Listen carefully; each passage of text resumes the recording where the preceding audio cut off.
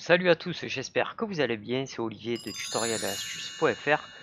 Aujourd'hui on se retrouve pour un nouveau tuto sur WordPress pour apprendre à accélérer l'affichage de son site en utilisant la mémoire cache. Ce tutoriel est un peu spécial car je le fais aussi en live, on verra par la suite si ça fonctionne ou pas. Sachez que ce tutoriel sera une suite, donc là c'est l'épisode 1. Nous allons apprendre comment accélérer son site en utilisant le plugin WordPress W3 Total Cache. Il faut savoir que nativement WordPress n'utilise pas de système de cache. Pourtant c'est un moyen très simple pour accélérer son site. Déjà on va apprendre qu'est-ce que c'est que le cache. Le cache contient une copie des données originelles lorsqu'elles sont coûteuses en termes de temps d'accès à récupérer ou à calculer par rapport au temps d'accès au cache. Pour vous donner concrètement un petit exemple, vous n'avez pas de système de cache sur votre site. Vos visiteurs vont demander l'affichage d'une page. Il y a un traitement qui se fait d'informations avec le serveur, puis les données sont transmises. Forcément, toute cette petite manipulation fait que votre affichage sera lent. Par contre, si vous avez un système de cache, quand un utilisateur visite votre site internet, les informations sont transmises de la mémoire cache à l'utilisateur sans passer par votre serveur ainsi que votre base de données. Donc l'affichage se fait beaucoup plus rapidement. Pour ce tutoriel, on va utiliser un site internet que je suis en train de développer pour un ami. Donc on va s'y rendre. Voilà, le site, c'est un truc assez basique en cours de construction, donc qui n'a pas de système de cache actuellement. On va se rendre dans l'administration. Nous y voici. Déjà, qu'est-ce qu'on va faire en premier? Eh ben, c'est facile, on va télécharger l'extension. Extension ajoutée. L'extension se nomme W3 Total Cache. À savoir qu'il en existe plusieurs, j'en ai utilisé pas mal et c'est vraiment cette extension où je trouve que j'ai le meilleur résultat. On va l'installer.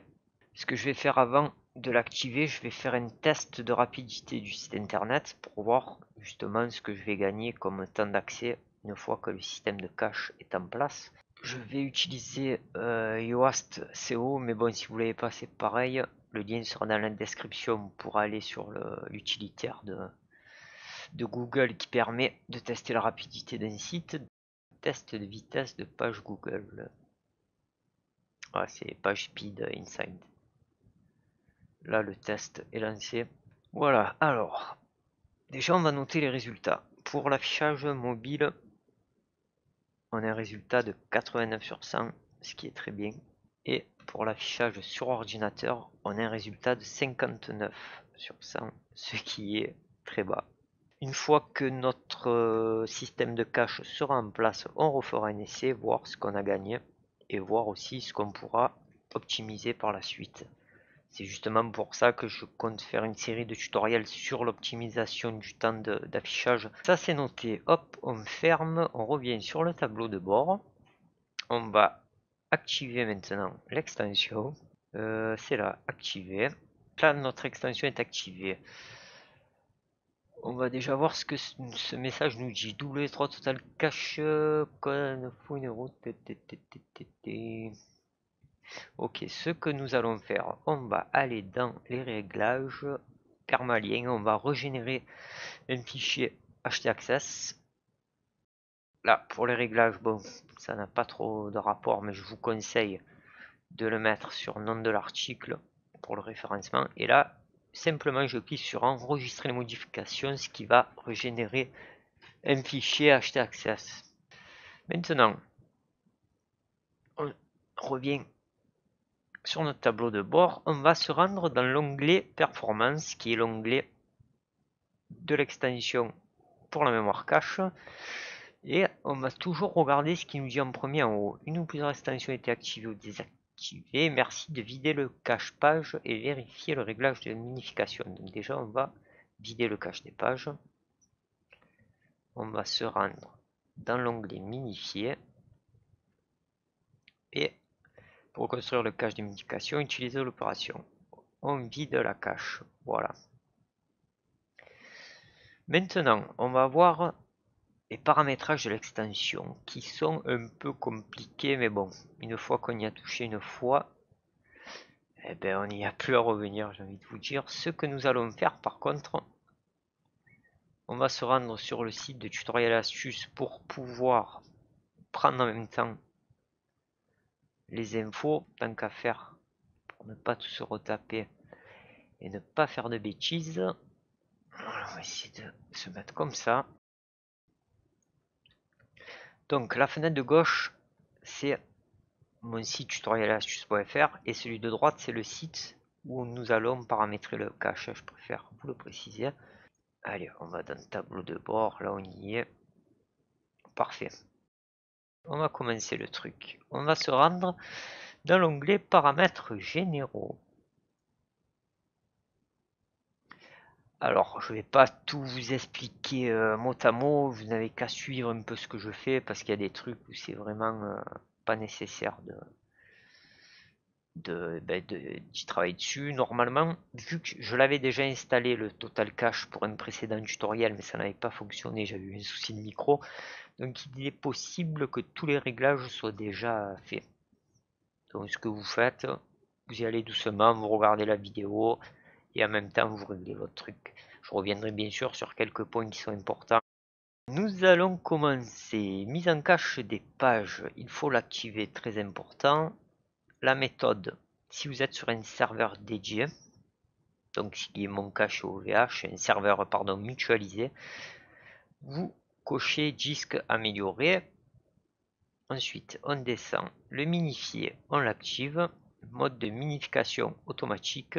Minify cache méthode. Toujours pareil, si vous êtes sur un serveur mutualisé, par exemple, encore une fois pour moi OVH, on coche disque. Là, on ne touche pas par défaut, par défaut, par défaut. On est bien. OP code de cache. À savoir que OP code de cache, c'est pas activé sur OVH, donc ça ne fonctionnera pas. À vous de voir après avec votre hébergeur si c'est activé ou pas. Perso, je laisse comme ça d'origine. Mise en cache de la base de données, on va l'activer. Et pareil, la méthode, on est sur disque. Les objets de cache, on l'active, disque, parfait. Mise en cache navigateur, on l'active. C'est OK. CND, c'est pareil, c'est selon votre hébergeur, soit c'est activé ou non. Sur OVH, c'est pas activé. Le reverse proxy, on l'active pas. Monitoring, on s'en fout. Fragment de cache, on laisse sur disque. Licence, peu importe. Divers. Alors, divers. Activer le widget de tableau de bord Google PageSpeed. Vu que je vais pas le faire, je le décoche. Vérifier les réglages de réécriture, ça on le laisse cocher. Par contre, en mode debug, rien n'est coché. Import-export, on s'en fout. Alors là, ce qu'on va faire, on va tout sauvegarder. Voilà, normalement, tout est sauvegardé. Je vérifie rapidos. Ouais, c'est OK. Bon. Donc déjà, on a réglé le problème des paramètres généraux. Maintenant, on va aller voir l'onglet mise en cache de page. Pour l'onglet mise en cache de page, ben là, vous allez suivre plutôt mes recommandations. Donc, mettre en cache les articles, oui. Ne pas mettre en cache la page d'accueil, on ne le coche pas. Mise en cache des flux cochés, mise en cache des requêtes cochées, URL de cache, on le coche pas. Mise en page 404, on le coche pas. Ne pas mettre en cache d'utilisateur connecté. Ça, très important, cochez-le par contre, sinon vous risquez d'avoir des soucis lorsque vous êtes connecté en administrateur par rapport aux cookies. Ça risque de vous poser souci avec vous ne verrez pas les barres d'admin, donc cochez-le bien. Ne pas mettre en cache, ça, les rôles, on le coche pas. Ensuite, alias, on ne touche pas. Ici, préchargement du cache. Perso, je l'utilise pas, donc je préfère le laisser tel quel. Politique de purge de cache. Alors, page d'article, flux et ça c'est ok, voilà. On coche ces trois là. Spécifier les types de flux à purger RSS2, c'est ok. On continue. Dans les réglages avancés, ben, rien n'est coché, ça on ne touche pas. On descend, on descend, on descend. On descend. Manipuler le mime XML est coché. Et voilà. Donc là, on est bon. On fait sauvegarder les réglages et purger la cache. Ensuite, on continue. On va dans le minifier. Ça va être un onglet important. Dans l'onglet minifier, structure de réécriture des URL. On le coche. Désactiver la notification pour les utilisateurs connectés. On le coche pas. Notification d'erreur, notification d'admin. Moi perso j'aime bien savoir quand il y a un souci, donc là en mettant cette notification ça vous enverra un petit message comme quoi il y a un souci. Très important, HTML et XML. On active, on active, on active. On n'active pas, on active les sauts de ligne. Là on est nickel. Pour le JavaScript on l'active. On laisse les réglages par défaut. On coche minifier, HTTP2, non, on ne le coche pas. On va ensuite voir les CSS. On active. Alors, dans le précédent tuto qui n'avait pas marché, j'étais en non. Ça, c'est le réglage d'origine. J'avais un souci d'affichage qui ne fonctionnait pas. Donc, mon problème venait de là. J'ai passé environ 30 minutes à résoudre le souci. Donc, voilà. Là, comme vous pouvez le voir sur mon site, c'est le non qui fonctionne très bien. Et là, sur le site que je suis en train de faire, il fallait le mettre en bubble. Ça dépend en fait de votre template graphique. Si vous avez des soucis que le template est mal affiché, c'est ici qu'il faut modifier le truc. Essayez de vous en rappeler. Donc je le laisse sur bubble. On continue. Ici, on ne touche à rien. Et voilà, on vient de régler le minifier. On sauvegarde. Et on passe au suivant. Ça sera mise en cache des bases de données. Alors, ne pas mettre en cache les requêtes des utilisateurs connectés. Vérifie bien que c'est coché. Ensuite, on descend. Ben voilà, il n'y a que ça en fait. Il faut juste vérifier que cette option soit cochée. On continue. Mise en cache des objets. On vérifie simplement que les deux options du bas sont cochées. On sauvegarde et on purge le cache si c'est pas fait. Ensuite, mise en cache navigateur. Il faut savoir que sur OVH, la mise en cache du navigateur ne fonctionne pas. Donc je vais quand même le mettre dans le plugin, mais j'aurai toujours l'erreur quand je fais les tests de page. Alors, là c'est coché, c'est coché, c'est coché, c'est coché, c'est coché, c'est coché. Prévenir la mise en cache d'objet, on ne le coche pas. Remove key string from static resource, on le coche pas, on descend. Ne pas définir de cookies pour les fichiers statiques, on le coche, pas d'erreur 404, on le coche pas, là on ne touche pas. On ne touche pas ces deux options. CSS et JavaScript, qu'est-ce qu'ils nous disent? On coche, on coche, on ne touche pas, on coche, on coche, on coche, on coche. Prévenir la mise en cache d'objets après le changement des paramètres, on coche pas. Remove query, on le coche pas. Désactiver les cookies, on le coche. HTML et XML, on coche, on coche, on coche. On coche, on coche, on coche, tout est coché. Médias et autres fichiers.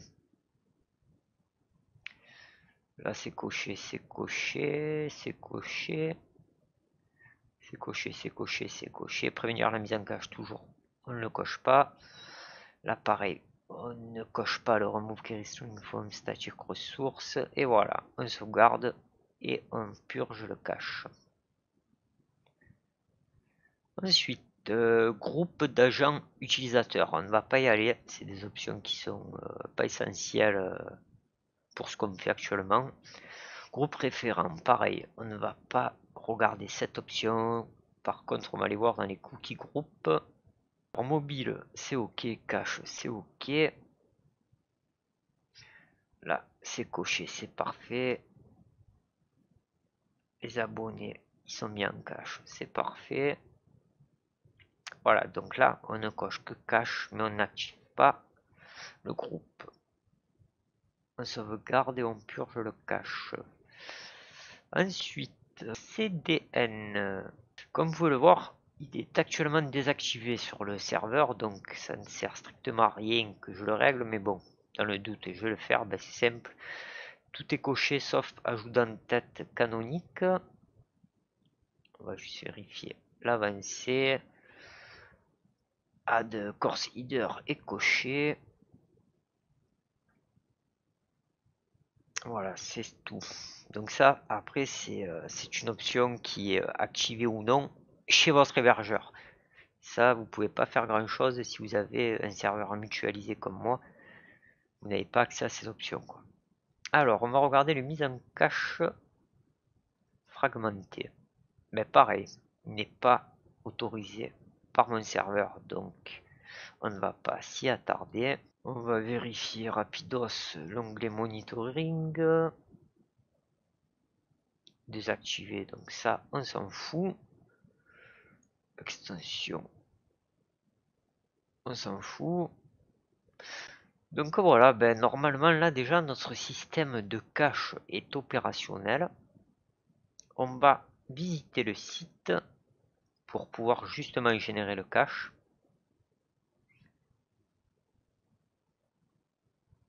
Une chose à savoir, si vous venez à faire des modifications importantes sur le site, par exemple ajout d'une extension, suppression d'une extension, etc., etc., pour que l'affichage soit cohérent avec vos modifications, il va falloir nettoyer le cache. Pour ce faire, c'est très simple. Quand vous êtes dans la barre d'admin, vous avez performance. Vous faites purger toutes les caches. On clique dessus. Puis le truc important, c'est purge module et minifier. Voilà, vous faites ces deux petites modifs, ça vous nettoie tout votre cache, ça vous remet à jour par rapport aux modifications que vous avez faites. Comme ça, vous n'avez pas de souci d'affichage. Là, ce qu'on fait, on revient sur le site pour recréer justement le cache vu qu'il vient d'être effacé. Voilà, bah écoutez, c'est parfait. Là, on va faire un petit test pour voir ce qu'on a gagné par rapport à la mise en cache du site. Tout à l'heure, nous avions un score de 89 sur 100 en mobile. Bon, là, on a 87 sur 100. On va dire que c'est exactement pareil. Vu que si je refais l'analyse, le test de vitesse, j'aurai des scores différents. Donc, on va dire qu'on n'a pas bougé. Par contre, dans l'onglet ordinateur, tout à l'heure, on était à 59 sur 100. Et là, on est déjà à 76 sur 100. On a quasiment gagné 20 points. Déjà, très bien. Ce qu'on peut voir, là, on a des suggestions d'optimisation. Donc, optimiser les images, ça sera une tutoriel à part. Ça fera sujet à un nouveau tutoriel. Éliminer les codes JavaScript. On va vite regarder ce qu'ils nous disent. Ben là, on peut pas l'éliminer vu que c'est un code qui est déjà en cache. La mise en cache du navigateur, comme je vous disais tout à l'heure, apparemment sur OVH c'est pas compatible. Il faut que je jette un petit coup d'œil de ce côté-là. Réduire la taille des ressources CSS. Ça, c'est des ressources qui sont déjà en fait, elles sont déjà réduites, mais bon, c'est pour gagner 519 octets, ce qui est que dalle, donc on n'a pas trop le choix. Réduire le temps de réponse du serveur, ça, on n'a pas non plus le choix. Je vais vous montrer un petit truc. Donc là, on a dit on a 87 et 76. Si je relance une analyse, on risque d'avoir des résultats assez différents. Voilà, ben là, 87, on revient au même point et 77, ouais. Donc vous voyez, c'est un peu à prendre avec des pincettes. Mais après, bon, déjà, on a gagné 20 points, donc c'est plutôt bon. Voilà. Ben, on a fait le tour, notre système de cache est en place. Qu'est-ce que je peux vous dire d'autre? Ouais, pensez à regarder de temps en temps l'onglet. Vous cliquez dessus. Les messages importants s'afficheront ici, donc de temps en temps, passez-y quand vous faites des grosses modifications d'extension. Ben écoutez, c'était notre premier tutoriel pour accélérer le site WordPress. Pour les prochains tutoriels, on verra pour optimiser les images, etc., etc. La sécurité aussi de WordPress, ça sera un tuto à part. J'espère que ce petit tutoriel vous a plu. N'hésitez pas à vous abonner à notre chaîne YouTube. On arrive bientôt à nos 1000 abonnés. Merci à tous en tout cas. Vous pouvez aussi nous suivre sur le site internet en vous y abonnant. Ça vous permet d'avoir une notification par mail dès qu'un nouveau tutoriel ou une astuce est posé. Voilà, vous pouvez aussi mettre un petit like sur la vidéo si ça vous a plu. Partagez-la. Écoutez, je vous dis à très bientôt. Bon développement à tous. À très bientôt. Ciao, ciao.